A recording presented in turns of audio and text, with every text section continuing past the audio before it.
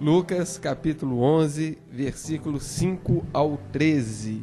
Quem encontrou, diga amém. Quem não encontrou, diga misericórdia. Ouvimos misericórdia, eu vou esperar mais um pouquinho. Lucas 11, 5 ao 13.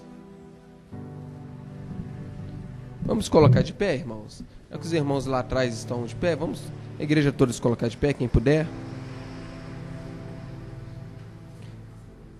Versículo 5 ao 13 diz assim: Disse-lhes ainda Jesus: Qual dentre vós, tendo um amigo, e este for procurá-lo à meia-noite e lhe disser: Amigo, empresta-me 3 pães, pois um meu amigo, chegando de viagem, procurou-me, e eu nada tenho que lhe oferecer. E o outro lhe responda lá de dentro, dizendo: Não me importunes, a porta já está fechada, os meus filhos comigo também já estão deitados, não posso levantar-me para te os dar. Digo-vos que, se não levantar para dar-lhes por ser seu amigo, todavia o fará por causa da importunação, e lhe dará tudo de que tiver necessidade. Por isso vos digo: pedi e dar-se-vos-á, buscai e achareis, batei e abre-se-vos-á, pois todo o que pede recebe, o que busca encontra, e a quem bate abre-se-lhe-á. Qual dentre vós é o pai que, se o filho lhe pedir pão, lhe dará uma pedra? Ou se pedir um peixe, lhe dará em lugar de peixe uma cobra? Ou se lhe pedir um ovo, dará um escorpião? Ora, se vós que sois maus, sabeis dar boas dádivas aos vossos filhos, quanto mais o Pai Celestial dará o Espírito Santo àqueles que lhe o pedirem. Amém? Meus irmãos, eu sei que o pastor Giovanni, o irmão Giovanni já orou, mas eu quero fazer uma rápida oração com os irmãos. Senhor meu Deus, fala aos nossos corações, toca em cada mente, em cada coração, tem misericórdia de mim, usa-me como canal, meu Deus, e que a Tua palavra venha estar surtindo efeito não só no meu coração, não só na minha vida, mas no coração e na mente de cada um. Que o Teu Espírito Santo esteja à vontade aqui nesta noite. Nós te pedimos e nós te agradecemos. A igreja diz amém. Podeis se sentar, igreja.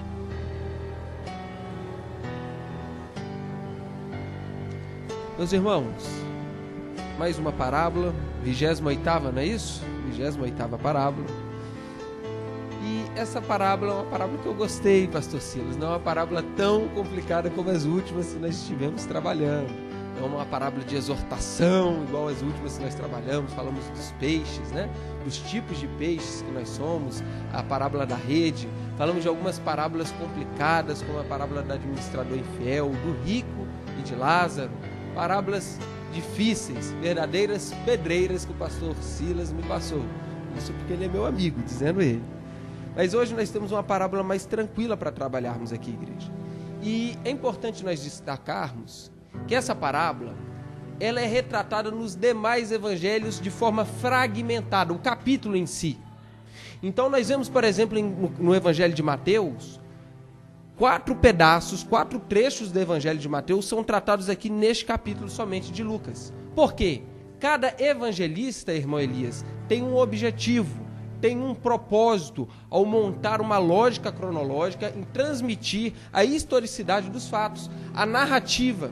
Cada um tem um objetivo. E a Bíblia, é lógico, não deixa de ser palavra de Deus. Por isso, cada um tem um objetivo, cada um tem um propósito, cada um tem os seus ouvintes em questão, mas eles transmitem cada um de uma forma diferente a palavra transmitida originalmente por Jesus.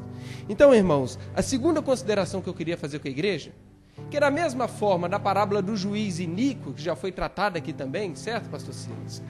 Da mesma forma da parábola do juiz iníquo, o Senhor, ele não pode ser comparado com um juiz injusto. O Senhor não é um juiz injusto. Da mesma forma, quando nós olhamos para o texto, nós temos que entender que o Senhor aqui não é um amigo egoísta que está dormindo e não quer se levantar para ajudar o amigo e o amigo do amigo. Então o Senhor não é juiz iníquo e o Senhor não é este amigo. Mas o que é a parábola? O que eu sempre digo aqui, eu faço questão de repetir, pastor Silas? Que as parábolas, o ensinamento delas está no seu eixo. A parábola é como uma piada. E a piada, ela gera o quê? Um riso. Você tem ali a moral, né? A ideia da piada. Da mesma forma, a parábola. Ela traz uma ideia central, um ensinamento central. E nós vamos estar trabalhando aqui nesta parábola esta noite. Daqui um pouquinho nós vamos falar que ideia central é essa. Irmãos, a parábola que nós acabamos de ler vai falar de amigos. Eu gosto disso, pastor Silas, porque nós temos amigos aqui e nós estamos entre amigos, amém? Amigos e irmãos. E a parábola vai dizer que um homem está em sua casa e durante a noite vai chegar um amigo. E este amigo não morava ali naquela cidade, porque ele vem de viagem. E era comum ali na Palestina as pessoas viajarem à noite. Porque durante o dia, irmãos, dá temperatura altíssimas. O pastor Silas viajou, que é um homem viajado, né? Viajou lá para aquela região, para o Egito. E diz que dá temperatura de quanto lá? Quase 50 graus, irmãos. Eu acredito que se você jogar um ovo ali no asfalto, deve fritar. Então a temperatura é terrível. E o texto vai dizer, era algo comum para os ouvintes de Jesus, que os visitantes deste homem, o visitante deste homem, que era o seu amigo, vai chegar à noite. Ele estava viajando à noite para fugir do calor. E este homem chega em sua residência. Mas todo bom israelita, todo bom entendedor da lei, que conhece um pouquinho de lei, o mínimo de lei, que já foi na sinagoga, sabe que um dos princípios da lei, ensinados com o pai Abraão, Kennedy, é a hospitalidade. Seja com um caldo de abóbora, Priscila. Hã? Não, gostei do caldo de abóbora. Seja com aquela Coca-Cola gelada, mas tem que receber e tem que ser hospitaleiro. O pai Abraão, ele foi um exemplo de hospitalidade e recebeu o próprio Senhor, uma teofania ali em sua casa e serviu a eles, né? E aí é um texto muito bacana ali nos Carvalhais de Mambré, um texto bonito, um texto até mesmo retratado em pinturas. Então todo bom judeu sabia que a hospitalidade era necessária, a tal ponto de Moisés registrar na lei. Dentre as 613 ordenanças, irmão Milton, está lá que eles deveriam ser hospitaleiros. Quando o estrangeiro viesse, eles deveriam tratar bem. Sodoma e Gomorra não, as demais nações não, porque aquele que vinha de fora poderia ser um espião. Podia estar ali na espreita, espiando ali Sabará. Vou espiar Sabará, vamos ver se Sabará é uma cidade fraca, porque Belo Horizonte vai tomar Sabará. E aí ia lá, não, vou ficar aqui uns dias, e ficava lá espiando. Então o pessoal tinha medo dos estrangeiros, o pessoal tinha medo de quem fosse visitar a cidade. O exemplo disso é Sodoma e Gomorra, que quando os anjos chegam em Sodoma e Gomorra, eles querem o quê? Eles querem abusar dos anjos, eles querem matar os anjos, porque são estrangeiros. Mas Israel não. Israel foi um povo cativo, Israel foi um povo que foi escravo no Egito. Então a lei de Moisés vai retratar a hospitalidade. Agora este homem, pastor Silas, ele recebe o visitante e o texto vai dizer que ele não tem um pãozinho, irmãos. Era um vilarejo pobre, era um vilarejo simples e os ouvintes de Jesus estão entendendo isso. Nesses pequenos vilarejos não tinha uma boníssima, não tinha uma padaria igual a Pão de Mel, não tinha uma padaria grande, com fartura, né? Essa aí que eu também não conheço. Irmãos, não tinha padarias. Então cada casa iria fazer o seu pão. Cada família faria o seu pão. E este homem, ele já devia ter comido os seus pãezinhos. Eu acho que ele era um pouquinho mais forte, eu não vou dizer igual quem, não é isso, pai? Mas ele era um pouquinho mais forte, com o pai pode brincar. Com o pai pode. Ele era um pouquinho mais forte, eu fico imaginando, e ele comeu os pães tudo. Ele devia ter uns menininhos bem fortinhos. Então ele devia ter lá aquela turma que gostava de comer e o pão do dia acabou. E agora o visitante chega de surpresa e este homem fica desesperado. Porque ele sabia que um bom judeu, ele deveria tratar bem os seus visitantes. E este homem, ele imagina, gente, quem que vai ser o homem precavido? Quem que eu conheço que é precavido? E aí aquele homem começa a pensar, quem que pode ter feito um pãozinho a mais, contando com essa possibilidade de um visitante chegar no meio da noite. E aí ele vai pensando. Aí ele pensa no pastor Júnior, não pastor Júnior, não. Ele pensa no irmão Eli, não irmão. Aí ele lembra do pastor Silas, que é sistemático. Eu acredito que era tipo um pastor Silas. Ele lembra, eu tenho um amigo que é precavido. Eu tenho um amigo que é tintim por tintim, que o horário tem que ser cravado, senão ele chama atenção. Eu tenho o pastor Silas. Aí ele lembra do pastor Silas, o amigo dele, e ele fala, eu vou lá nesse meu amigo, porque eu sei que esse meu amigo tem um pãozinho guardado na gaveta. E irmãos, debaixo da cama, eu sei que ele tem um pacotinho de Serra do Sol, né amor? Eu sei que ele tem. E aí ele vai e ele começa a procurar ali o seu amigo.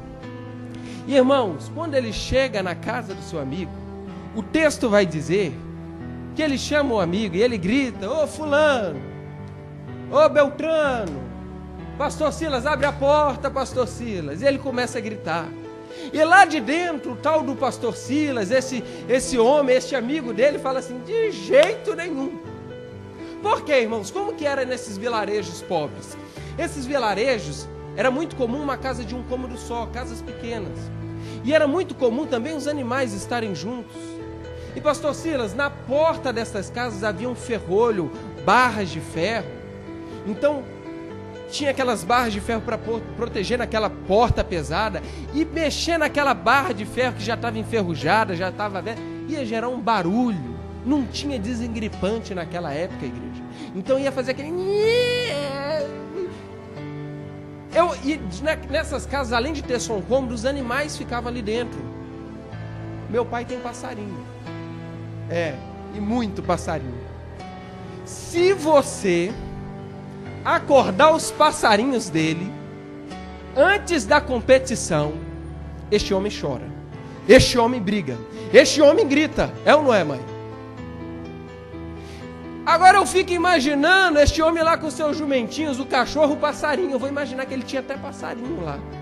E aí ele vai falar, eu não vou acordar meus bichos. Vai embora. E aí agora eu fico imaginando, eu não vou acordar os meus meninos, porque a cama desses vilarejos pobres era uma cama comum. Então era uma cama suspensa, e ficava coisa de baixo, os bichos ficavam ali. E eles subiam para essa cama onde todo mundo dormia. Se eu levantar da minha cama, camarada, eu vou acordar a meninada. E o pior de tudo, eu vou acordar a minha esposa. Irmãos, a minha esposa é uma santa. Mas eu sei que tem esposas que são mais difíceis. Não é o caso da minha, por favor, amor. E eu fico imaginando se um amigo meu chegasse gritando lá 2 da madrugada pedindo pão. Mateus, me dá um pacote de pão. Mateus, cala a boca. E este homem está agora, faz silêncio, camarada, vai embora. E é esta a cena da parábola. E a parábola vai dizer que este homem fica lá, e este homem fica gritando, e este homem fica batendo.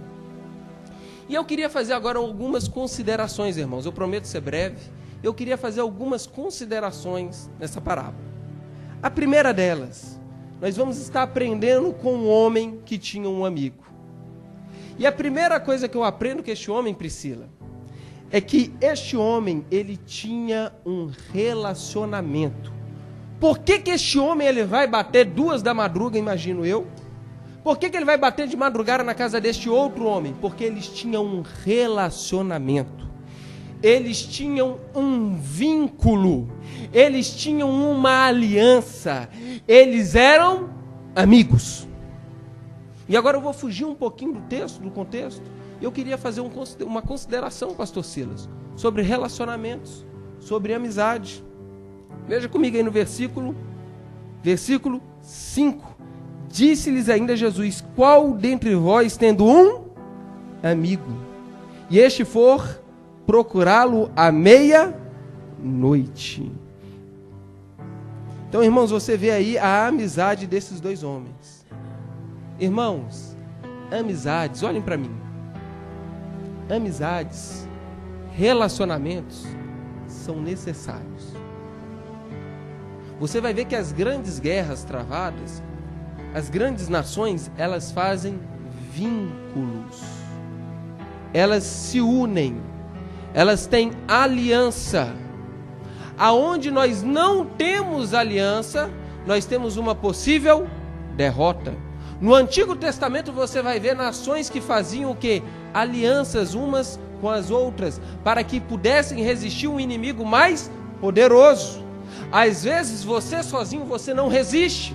Às vezes você sozinho você não vai conseguir.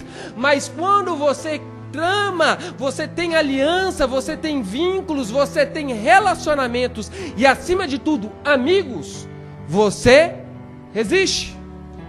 A palavra de Deus diz que um cordão de 3 dobras não se quebra, não se aparta.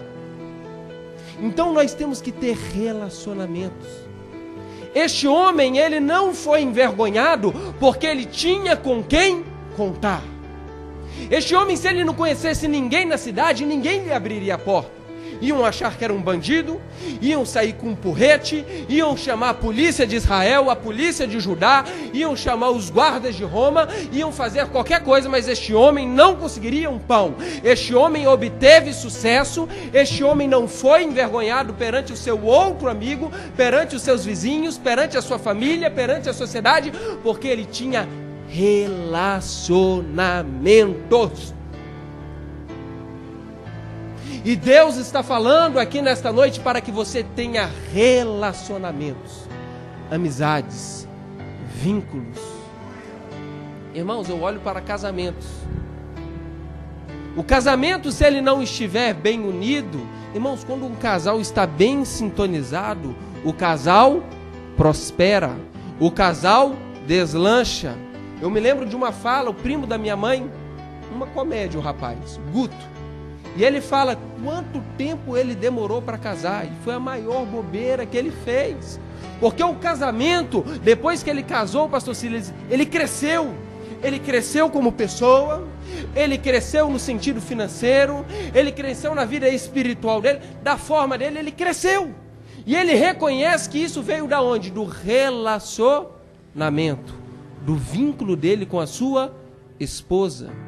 E quando o casamento não está bem, irmãos? Aí é um desastre total.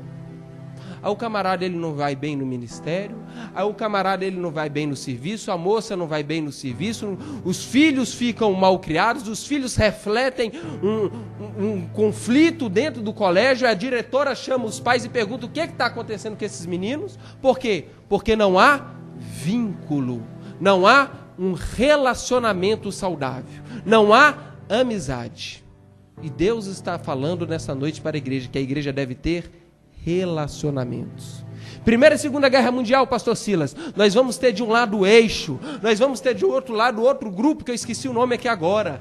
Na Primeira Guerra Mundial, a Tríplice Entente, do outro lado a Tríplice Aliança. Então são grupos de nações, uma enfrentando a outra.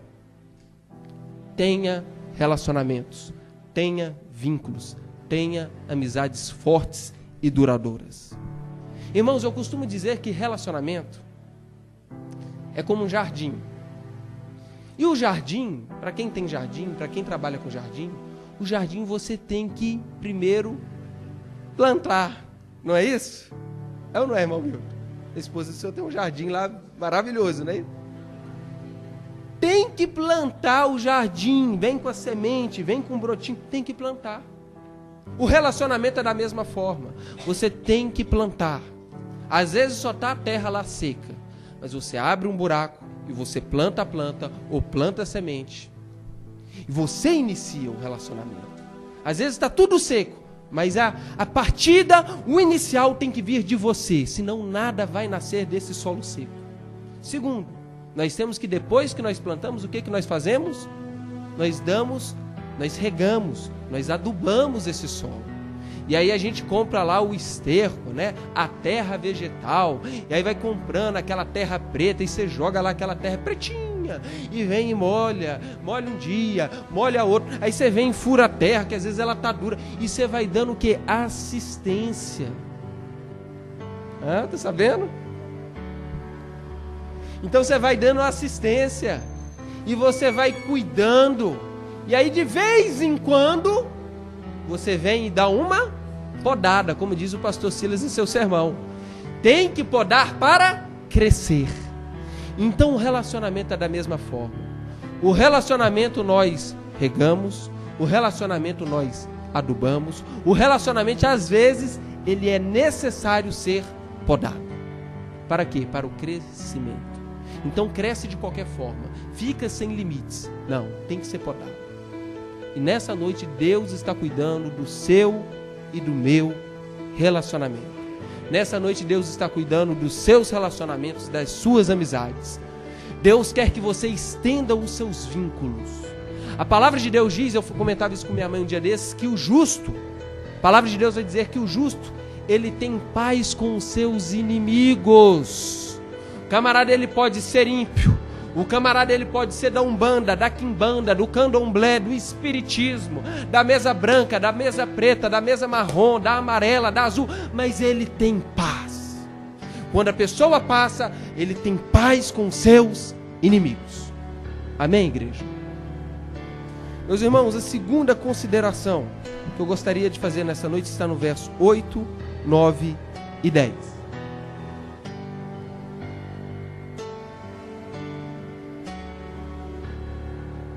A palavra de Deus diz assim: digo-vos que se não levantar para dar-lhes por seu amigo, todavia, por ser seu amigo, todavia o fará por causa da importunação, e lhe dará tudo o que tiver necessidade. Por isso vos digo: pedi e dar-se-vos-á, buscai e achareis, batei e abre-se-vos-á, pois todo o que pede recebe, o que busca encontra, e a quem bate abre-se-lhe-á. Meus irmãos, segunda consideração que eu queria fazer: o homem, ele é importuno, ele é persistente, ele é insistente. E acima de tudo, ele é descarado. Ele é cara de pau, pastor Silas, ele é garrafão. Isso. Esse é o termo. No original é ser descarado. A ideia lá do grego é ser descarado. Igual Mateus. Irmãos, eu vou falar, já que o pastor Silas falou, eu vou falar. Irmãos, eu tenho um irmão, um dia desses ele foi lá em casa. Um dia desses não, já tem um tempinho. Já que ele não está aqui, eu vou falar. E aí ele foi lá em casa, não, vou passar aí rapidinho. Eu falei, meu irmão está vindo. Aí tinha uma caixa de chocolate lá em cima da pedra. A minha esposa falou, você conhece seu irmão? Eu falei, então vamos esconder esse... Você conhece? Vamos esconder isso aqui, senão ele vai comer a caixa de chocolate toda. Irmãos, eu abri o armário e eu enfiei lá dentro. Esconde que o formigão está chegando. Escondemos o chocolate, irmãos. Ô, meu irmão, entra. Tô quanto tempo? E aí ele entra. Escondi, irmão, vou confessar o pecado, escondi mesmo. Queria comer chocolate. Ele é terrível. Aí ele vai daqui, vai dali. Aí ele olha assim pra mim. Tem nenhum chocolate pra gente comer aí, não? Irmãos, eu não me contive.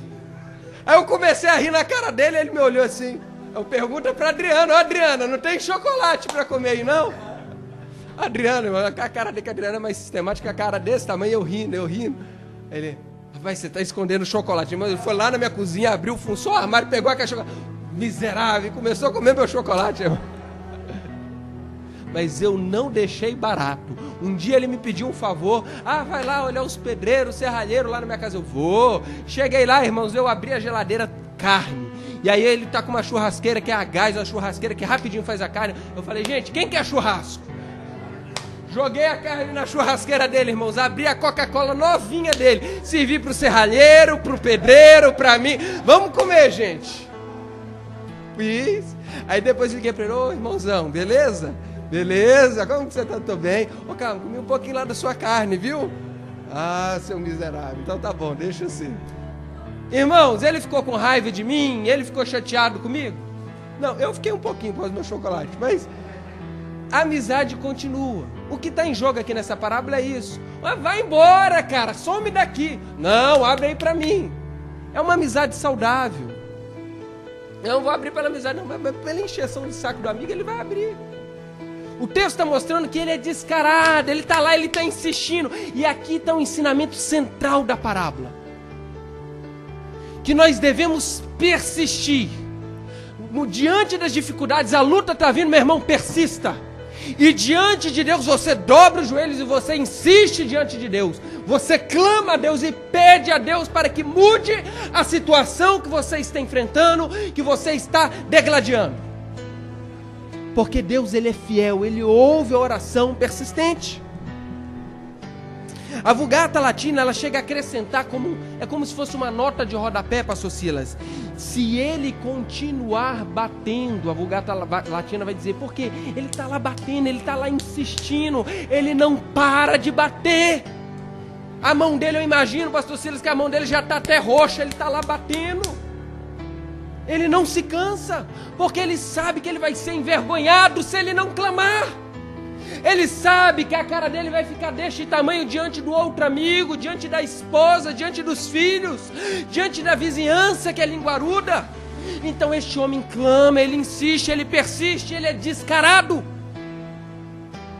E nós aprendemos muito com isso. Às vezes nós estamos enfrentando lutas, às vezes nós estamos enfrentando dificuldades e nós não clamamos diante do Pai. E aqui é o ensinamento principal, que diante das dificuldades, diante das situações adversas, nós devemos clamar insistentemente diante de Deus. Irmãos, a ideia da insistência, ela pode ser uma ideia ruim. Aqui nós estamos vendo uma forma boa da insistência. Mas a insistência mal aplicada, pastor Silas, ela pode ser ruim, ela pode ser prejudicial. No meu namoro, não.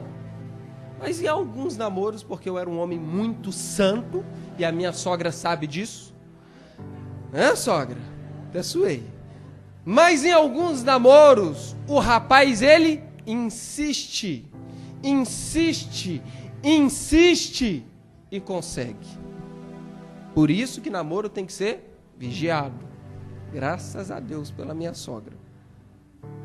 Então, irmãos, da mesma forma, a insistência ela pode ser prejudicial em outros âmbitos. Por exemplo, a pessoa está no shopping e diante dessa crise o vendedor está laçando quem está passando na porta da loja. Ele vai, vem cá, o camarada já está atolado de dívida, o cartão da Visa já está estourado, o cartão da Mastercard já está estourado, o Bom Preço já está estourado, está tudo estourado, o Sodexo está estourado. Mas aí o vendedor, ele vai daqui, não posso, não, só olha, bobo, senta aqui, não, estica o pezinho, vai, Cinderela, estica o pezinho, aí bota lá o salto no pé, não, ficou lindo, não posso, não, tá bom, aí vai lá e faz um pouquinho mais de dívida, porque houve uma insistência. Da mesma forma, filhos com pais, pai, deixa eu fazer, não pode, pai, deixa eu fazer, não pode, pai, deixa eu... Aí o pai fica nervoso, vai menino, insistência da forma negativa. Mas quando nós revertemos essa força diante de Deus, Deus trabalha conosco e nós somos mudados. E aí, pastor Silas, há uma aparente incoerência. O Senhor já falou no livro do Senhor. Se no Sermão da Montanha, junto ao Pai Nosso, no Evangelho de Mateus, nós temos a ideia de que quando nós oramos, nós não devemos fazer vãs repetições. Qual que é a ideia da insistência aqui? É ficar Deus me dá, Deus me dá, Deus me dá, Deus me... É isso que o texto está falando, irmão? Não. A ideia da insistência não vem da sua parte. Eu amo este teólogo, este pastor, este reformador, reformado, que é o John Knox. John Knox vai dizer que a oração não é a nossa luta com Deus. A oração é a luta de Deus conosco. A sua mão que não nos deixa. Meu irmão, quando você dobra o joelho é porque Deus está te levando à oração. Quando você clama a Deus é porque Deus está pegando as mãos dele e está falando assim: meu filho, ore. Essa é a teologia calvinista, meus irmãos. Não sou eu que movo Deus, é Deus que me move. Não sou eu que gero um avivamento, é Deus que gera um avivamento em mim. Não vem nada de mim, tudo vem de Deus. E quando você insiste, quando você persiste, é Deus te levando à oração. E às vezes a situação está te cercando, está te apertando, você não está entendendo, mas é Deus te levando à oração.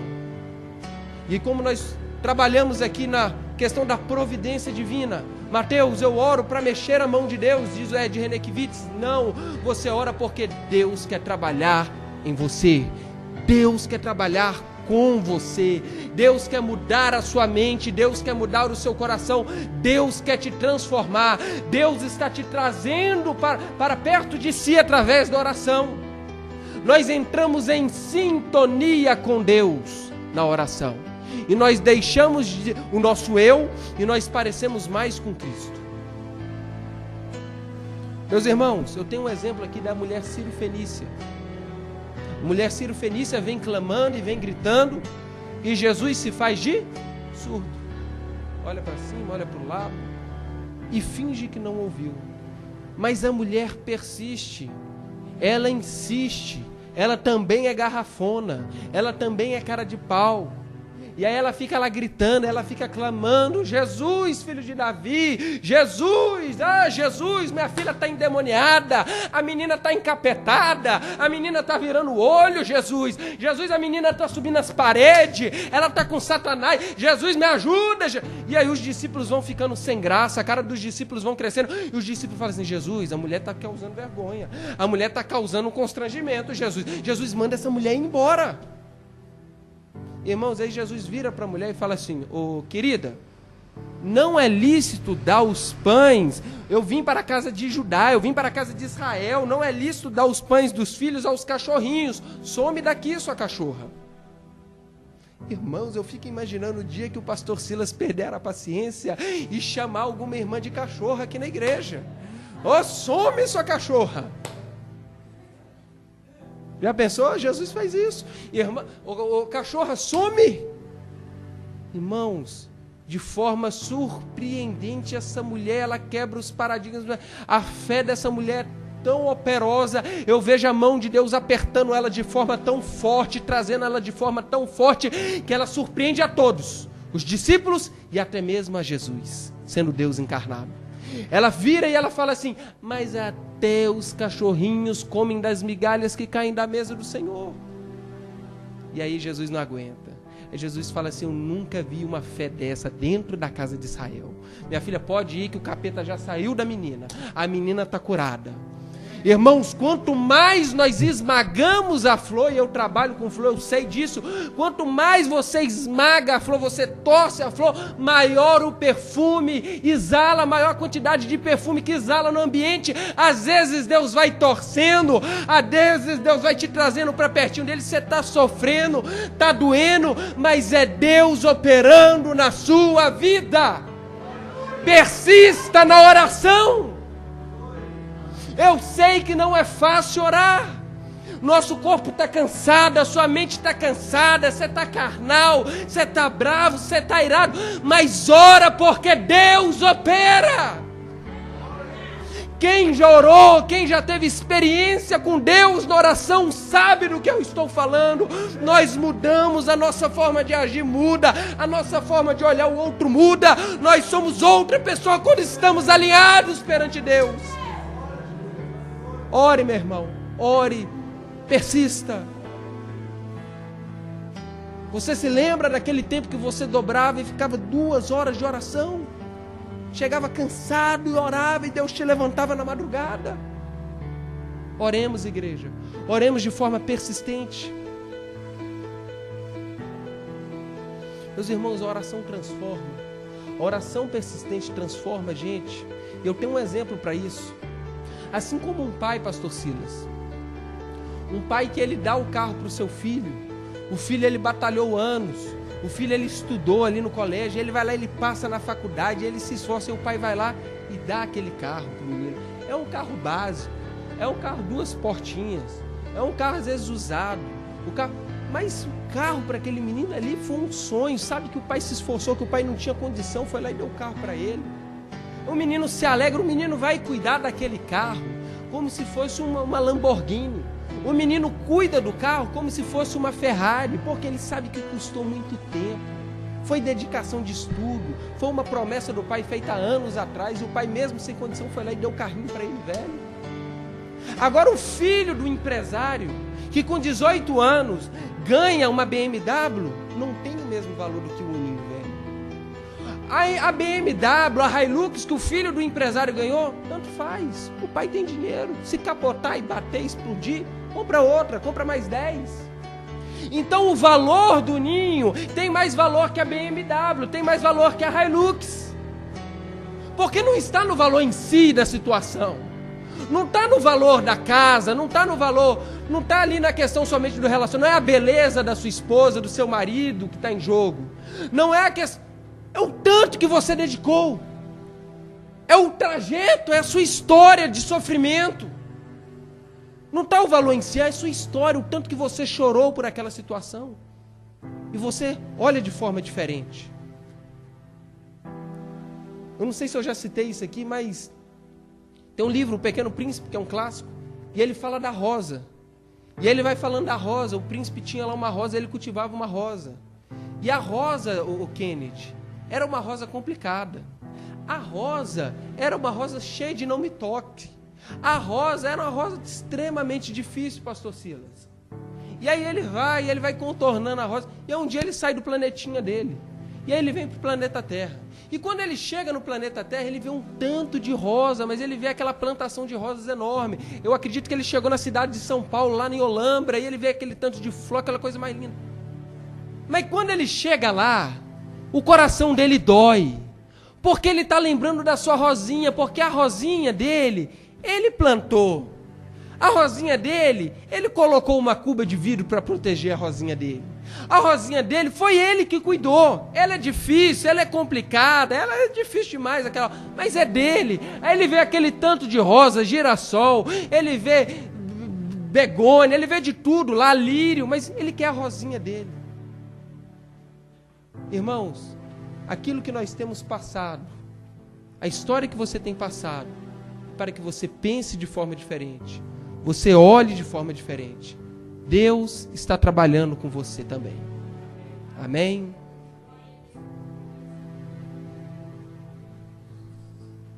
Versículo 9 e 10, 8, 9 e 10, já lemos, não é isso? E no versículo 9 e 10, diz assim: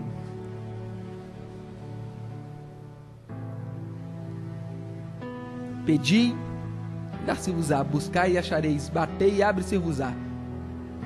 Irmãos, nós temos 3 verbos aí: pedir, buscar, bater. O que é que eu aprendo aqui, pastor Júnior? Este homem, irmão Josias, ele não está acomodado. Ele tem uma situação que pode lhe trazer vergonha, pode trazer vergonha para a sua casa. Ele tem uma situação que pode levar o nome dele a 0 diante dos seus vizinhos, diante dos seus amigos. Mas ele não fica acomodado. O amigo chega, ele não dá desculpas. O amigo chega, ele não finge que está dormindo. O amigo chega, ele não fala assim, toma um pouquinho d'água para enganar a fome.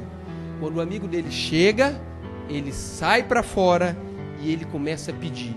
Ele bate em um, eu acredito que ele bate no outro. Gente, quem que tem pão? Quem que tem pão? E ele vai clamando, pão, pão. Pô, vai dormir sem vergonha. Não, eu quero pão, eu quero pão. E ele começa a gritar dentro da cidade.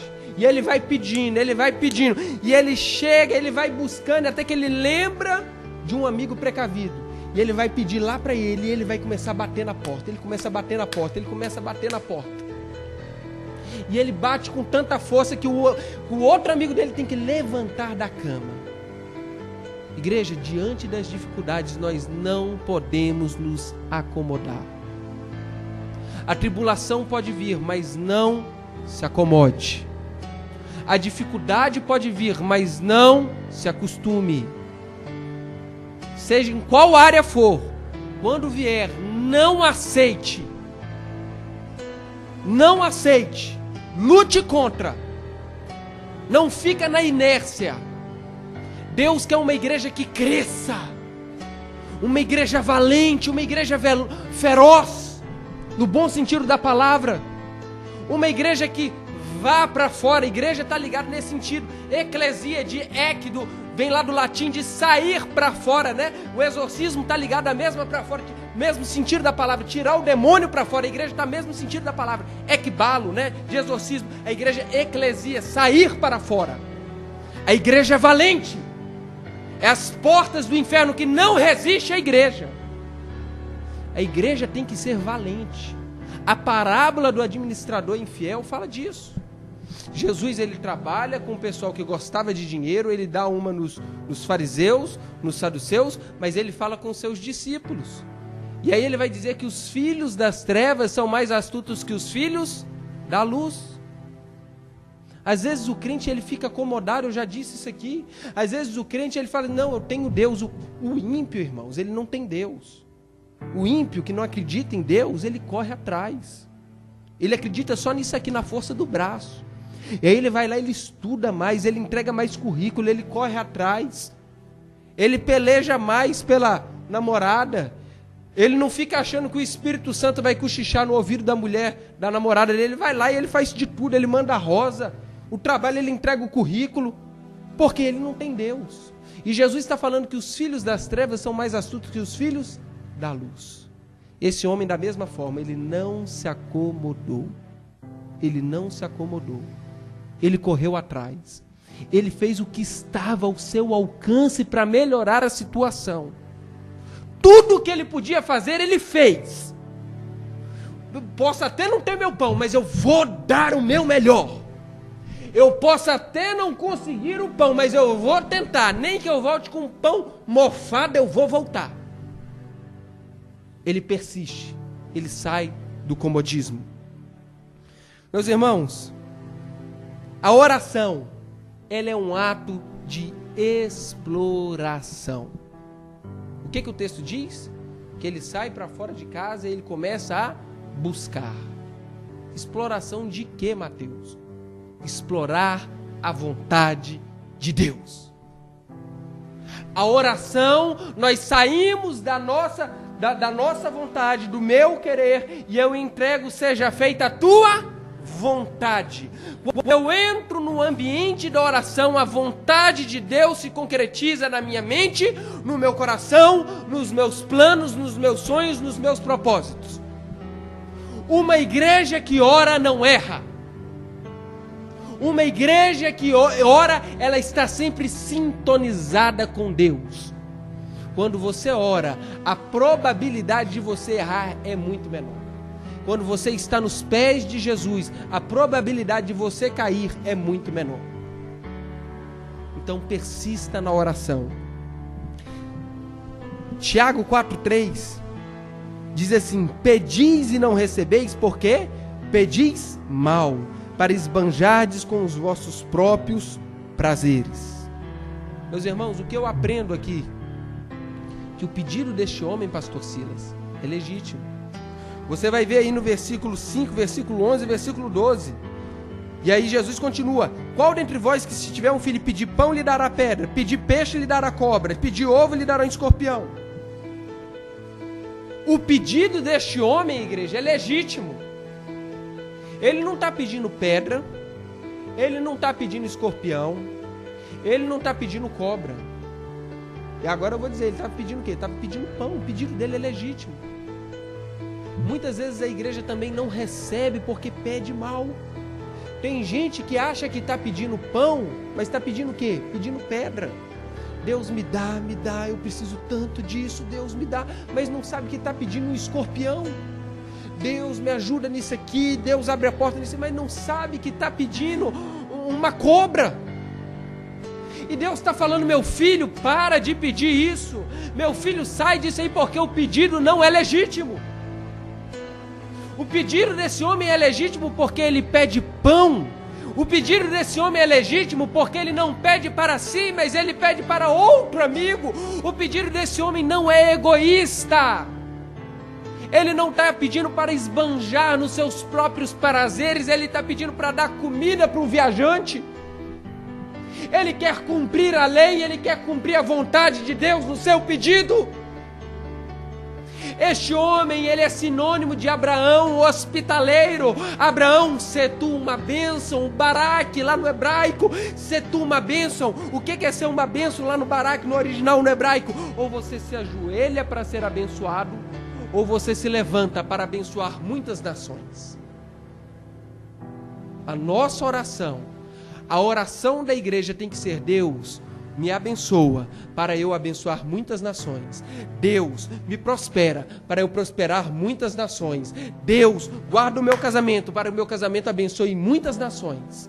Este homem, ele pede o pão não para si, ele pede o pão para o seu amigo. A igreja tem que orar melhor. Espírito Santo, eu não sei falar, me ensina a orar como convém.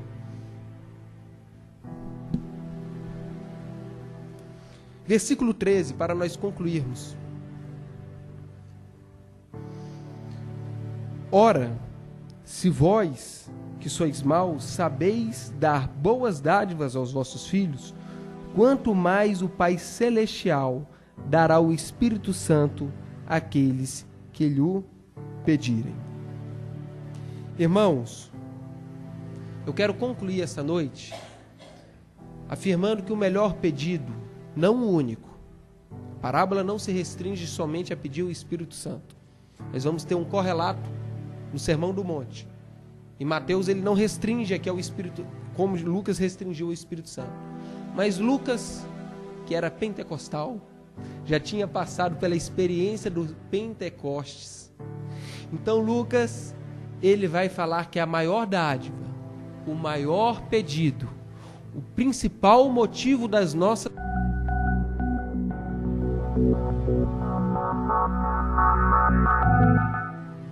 Não tem que ser simplesmente, os seus filhos são importantes? São, mas não tem que ser simplesmente seus filhos. Seu casamento é importante? É, mas não tem que ser somente seu casamento. O ministério tem que crescer? Tem que crescer, mas não é o principal. Lucas, o evangelista Lucas, vai nos ensinar que o principal motivo das nossas orações, a maior dádiva, o maior presente que Deus pode dar à igreja é o Espírito Santo de Deus.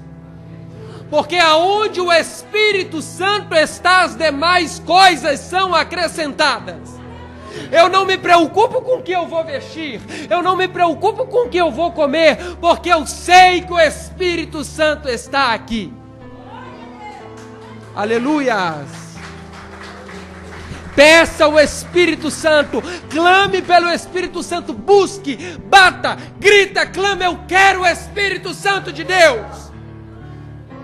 Meus irmãos, no início do ano eu tive uma enfermidade por ansiedade.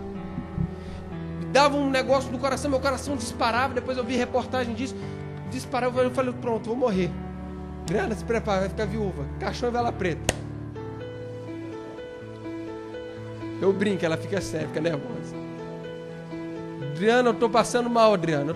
Irmãos, me dava um negócio que eu puxava o ar não vinha. Aí eu tomava água para ver se... E eu passando mal. E eu estava com algumas preocupações, eu não estava tendo tempo de orar. Orando, mas aquela oração sem vergonha. Aquela oração canalha. E eu fazendo aquela oração meia boca por causa do trabalho. Irmãos, e aí me chamaram para um congresso na época. E aí eu falei, não, tem que orar. E quando a gente vai para o congresso, a gente resolve orar. Sabe, pastor Silas? Fariseu mesmo. E irmãos, eu fui orar. E aí eu comecei a buscar Deus. Eu falei, Deus, tem misericórdia de mim. Tem misericórdia de mim. E a gente fica naquela lógica do pagar o preço que o pastor Silas está tentando arrancar da gente. E aí a gente tem misericórdia. Irmãos, eu fui me entregando a Deus. E o Espírito Santo de Deus foi me limpando. E teve algumas orações, inclusive aqui na igreja, que eu chorei, cheguei lá no congresso, chorei, irmãos, nunca mais eu tive. A presença de Deus foi tão grande naqueles dias da minha vida, que eu fui curado. A presença de Deus foi tão grande que me tirou aquela ansiedade, aquelas preocupações. Então, onde o Espírito Santo de Deus está, quando você está em sintonia com o Espírito Santo, tudo vai bem. Amém? Vamos colocar de pé e clamar a Deus pelo Espírito Santo?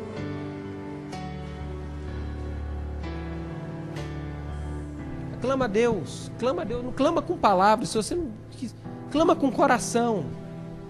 Fala assim: Deus, meu coração está seco, tira essa sequidão, eu quero sentir a presença de Deus. Quanto tempo que eu não choro na presença de Deus? Eu estou duro, eu estou ranzinza, eu estou nervoso. Vamos clamar a Deus? A igreja sem o Espírito Santo é morta.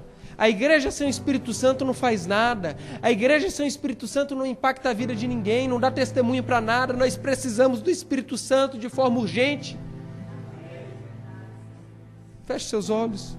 Senhor Jesus, nesta hora nós nos colocamos aos pés da cruz e nós te pedimos perdão pelos nossos pecados, perdão pelas palavras malditas, perdão pelos pensamentos que te desagradaram, perdão pelas atitudes impensadas. Nós clamamos a Ti, Espírito Santo, vem sobre nós, vem de forma poderosa, vem como um rio e limpa toda impureza, tira toda sequidão, vai limpando a vida da Tua igreja. Espírito Santo, eu sei que sem o Senhor eu sou fraco, eu sei que sem o Senhor, meu Pai, eu sou pequeno, eu sei que sem o Senhor eu nada posso fazer, eu sei que sem o Senhor eu estou perdido. Espírito Santo de Deus, vem sobre a Tua igreja nesta noite, vem sobre a vida dos pastores, vem sobre a vida de cada irmão, de cada irmã, dos adolescentes. Espírito Santo, em nome de Jesus, Espírito Santo, nós precisamos de Ti, Espírito Santo. Tira a preocupação pelo dinheiro, tira a preocupação do que comer, do que vestir, tira a preocupação com família, dá fome de Deus para nós. Meu Deus, em nome de Jesus, dá fome, meu irmão, clama, pede a Deus. Clama a Deus: Deus, eu quero mais de Ti, eu quero mais de Deus. Meu Deus, tira a igreja do comodismo. Tira a minha vida do comodismo de estar acostumado com o mesmo. Eu quero mais, eu quero mais. Como diz o profeta em sua visão, eu não quero água que dê nos artelhos ou nos joelhos. Eu quero águas que me cubram. Eu quero a presença, a promessa de Deus, do Espírito de Deus sobre a igreja. Velhos, anciões que sonhem, meu Pai, jovens que profetizem. Meu Deus, em nome de Jesus, traz um renovo sobre a igreja. Cumpre a promessa dos últimos dias aqui neste lugar. Renova, viva a Tua igreja. Pelo poder da Tua palavra, pelo poder da oração, pelo poder que vem de Deus. A Tua igreja tem sede. A Tua igreja clama. A Tua igreja, meu Pai, precisa do Espírito Santo. Tem misericórdia de nós, Senhor. Meu Deus, tem misericórdia de nós. Os nossos cultos não podem ser teatros. O nosso louvor não pode ser teatro. Os nossos sermões não podem ser vazios. Precisamos do Espírito Santo. Precisamos do Espírito Santo urgentemente. Precisamos do Espírito Santo. Meu casamento precisa do Espírito Santo. Oh, meu Deus, minha vida precisa do Espírito Santo. Os meus familiares precisam do Espírito Santo. Espírito Santo, toca na Tua igreja. Toca no Teu povo, meu Pai. Oh, Senhor Jesus, tem misericórdia da Tua igreja, Pai. Tem misericórdia da Tua igreja, meu Deus. Nós Te pedimos, nós Te clamamos, meu Pai. Oh, Deus, tem misericórdia da Tua igreja, meu Pai. Oh, Senhor Jesus, esta é a nossa oração, Pai. Este é o nosso pedido, Pai. Tem misericórdia de nós. Em nome do Senhor Jesus. A igreja diz amém. Amém. As palmas louvem Jesus.